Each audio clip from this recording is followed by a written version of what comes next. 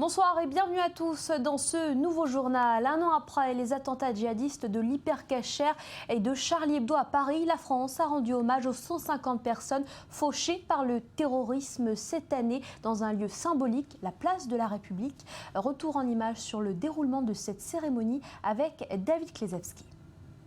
Nos cœurs battaient de plus en plus vite ce dimanche de janvier.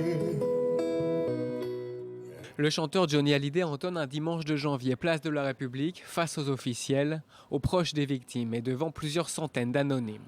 En sortant de la voiture présidentielle, François Hollande rejoint le Premier ministre Manuel Valls et la maire de Paris, Anne Hidalgo. Ensemble, ils dévoilent une plaque en hommage aux victimes. Janvier et novembre, les autorités rendent hommage à la mémoire des Français tombés dans tous les attentats de 2015.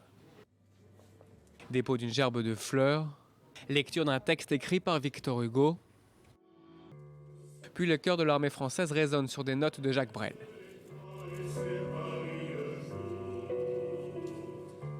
La place de la République plonge ensuite dans le silence le temps d'une minute. Une cérémonie sobre et solennelle, sans discours politique, face à des Parisiens émus mais moins nombreux que prévu. En fin de cérémonie, le président se recueille auprès des familles des victimes. Puis il prend la direction de la Grande Mosquée de Paris. Visite surprise avec des responsables religieux musulmans, à l'occasion du week-end portes ouvertes organisé dans plusieurs mosquées à travers le pays.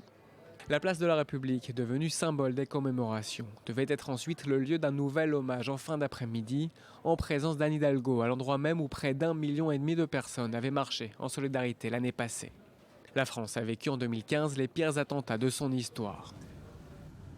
Et nous sommes en direct avec Olivier Lerner. Nous sommes à quelques minutes de l'arrivée d'Anne Hidalgo qui retourne place de la République pour illuminer le chêne planté en hommage aux victimes.